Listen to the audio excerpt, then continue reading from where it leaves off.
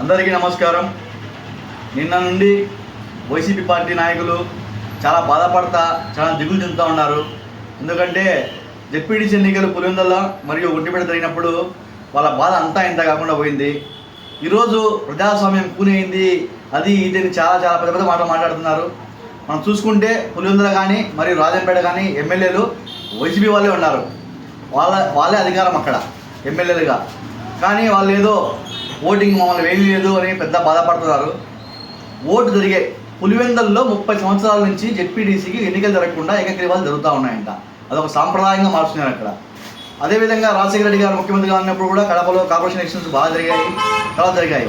కొత్తగా జగన్మోహన్ రెడ్డి గారు ముఖ్యమంత్రి అయినాక కడపలో కార్పొరేషన్ ఎలక్షన్స్ జరిగాయి.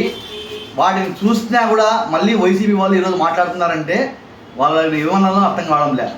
ముఖ్యంగా గత కార్పొరేషన్ ఎన్నికల్లో మా జనసేన పార్టీ నుంచి మేము 10 నామినేషన్లు వేయాలని సిద్ధమైతే మమ్మల్ని ఎంత ఇబ్బంది పెట్టి ఎలా చేశారో ప్రత్యక్ష సాక్షి నేనే. మేము నామినేషన్ ఇచ్చడానికి తీసుకెళ్తుంటే అభ్యర్థి ఇంట్లో వాళ్ళను బెదిరిస్తా వాళ్ళ ఇంట్లో పోయి కూర్చున్నారు.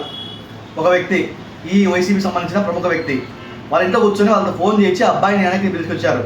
మా జనసేన పార్టీ నుంచి అందరూ సామాన్యులు యువకులే మాత్రమే పోటీకి వచ్చారు. మాకు ఎటువంటి బ్యాక్గ్రౌండ్ లేదు, మా వెనకాల మాజీ ఎమ్మెల్యేలు మాజీ మంత్రులు ఎవరు లేరు, డబ్బులు లేవు. అటువంటి సమయంలో ఒక సామాన్యంగా కార్పొరేటర్ కావాలనే ఉద్దేశంతో జనసేన పార్టీ నామినేషన్ వేస్తుంటే ఆ రోజు నోరు మెదపకుండా ప్రోత్సహించిన ఈ యొక్క ఇప్పుడు మాజీ ఎమ్మెల్యే మా కడపకు ఆయన డిప్యూటీ సీఎం కూడా మాజీ డిప్యూటీ సీఎం కూడా అనుకుంటున్నారు కదా, అదే డిప్యూటీ సీఎం అండి, మాజీ డిప్యూటీ సీఎం గారు అంజాద్ బాషా గారు ఆ రోజు నవ్వుకుంటా మా వాళ్ళు ఏకగ్రీవమైన ఆనందపడ్డ వ్యక్తి ఈరోజు పాపం ఎంత బాధపడుతున్నాడో ఆయన ఆక్రోశం, ఆయన ఆవేదన చూస్తేనే. ఆ రోజు మరి కార్పొరేషన్ ఎలక్షన్ కూడా జరిగించదా మీరే కదా ఎమ్మెల్యే వద్దు కడపలో, కార్పొరేషన్ ఎలక్షన్ ఎందుకు జరగలేదు? ఇంకొక వ్యక్తిని 21 డివిజన్లో ఒక 60 సంవత్సరాల వృద్ధురాలిని మేము బీసీ మహిళ కాబట్టి రిజర్వేషన్ పరంగా ఆమె నామినేషన్ వేస్తే ఆమె ఇంట్లో ఎత్తుకెళ్ళి మీ నాయకుడి ఇంట్లో పెట్టి ఆమె ఇంటికే తీసుకుపోయి విత్డ్రా చేసిన చరిత్ర మీది. మీరు ఈరోజు ఎన్నికలు జరగలేదు, ప్రజాస్వామ్యం కూడింది అంటారు. కనీసం ఎన్నికలు అనేది లేకుండా చేశారు మీరు కడపలో కార్పొరేషన్లో. 5 మందిని బెదిరించి మా వాళ్ళను విత్డ్రా చేయించారు. మరొకరు నామినేషన్ వేయకుండానే చేశారు.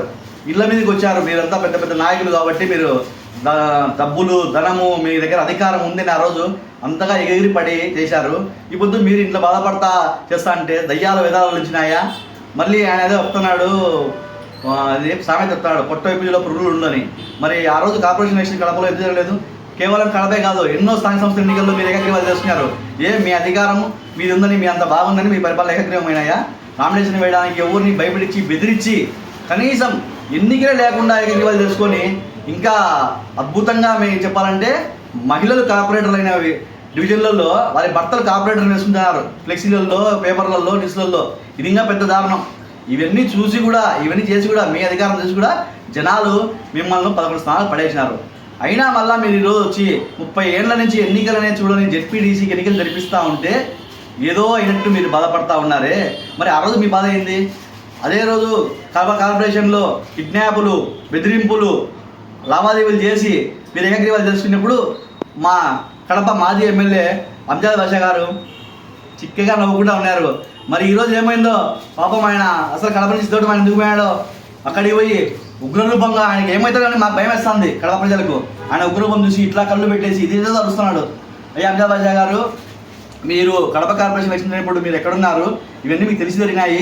ఒక ఎమ్మెల్యేగా మీరు ఆ రోజు ఎందుకు ఒక సామాన్యులను కార్పొరేటర్గా నామినేషన్ వేయకుండా అడ్డుపడినారు? అలాగే మేయర్ గారు సురేష్ బాబు గారు కూడా చాలా బాధపడుతున్నారు. ఆయన కూడా ఏకగ్రీవం అయ్యాడు. కానీ ఆయన డివిజన్లో ఈరోజు మలుగోసులు ఎన్ని ఉన్నాయో ఒకసారి చెక్ చేసుకుంటే గత 15 సంవత్సరాల నుంచి ఆయన మేయరు. ప్లాస్టిక్ కవర్లు నిషేధమని పెద్ద పెద్ద ఫ్లెక్సీ చేసిన సురేష్ బాబు గారు ఇంతవరకు కడపలో ప్లాస్టిక్ కవర్ నిషేధం చేయలేకపోయాడు 10 సంవత్సరాల నుంచి. వీళ్ళందరూ కూడా ఈరోజు ఏదో మాట్లాడుతున్నారు, దయ్యాల విధాలు వచ్చినట్టు మాట్లాడుతున్నారు, ఏదో ప్రజాస్వామ్యం కూడిందని. కడపలో ప్రజలకు మంచి రోజులు వచ్చినాయి. 30 సంవత్సరాల నుంచి జరగని ఎన్నికలు పులివెందులు ఈరోజు జరిగాయంటే ఆ రోజు చంద్రబాబు నాయుడు గారు ఇంత కూడా ముఖ్యమంత్రి ఉన్నాడు, అప్పుడు జరగలేదు. మళ్ళీ ఇప్పుడు ఇలా జరిగాయంటే అప్పుడు పవన్ కళ్యాణ్ డిప్యూటీ సీఎంగా లేడు, ఇప్పుడు అదే పవన్ కళ్యాణ్ డిప్యూటీ సీఎంగా ఉన్నాడు కాబట్టి ఎన్నికలు జరిగినాయి. ప్రజాస్వామ్యాన్ని కూని చేసుకుంటా మీ ఇష్టానికి ఏకగ్రీవాలు చేసుకునే రోజులు పోయినాయి. అధికారం ఉంది కదా అని ఎగిరి పడితే ప్రజల కింద పడేశారు. ఇప్పుడు మీరు చేసిన చేష్టలన్నీ ప్రజలు చూస్తున్నారు.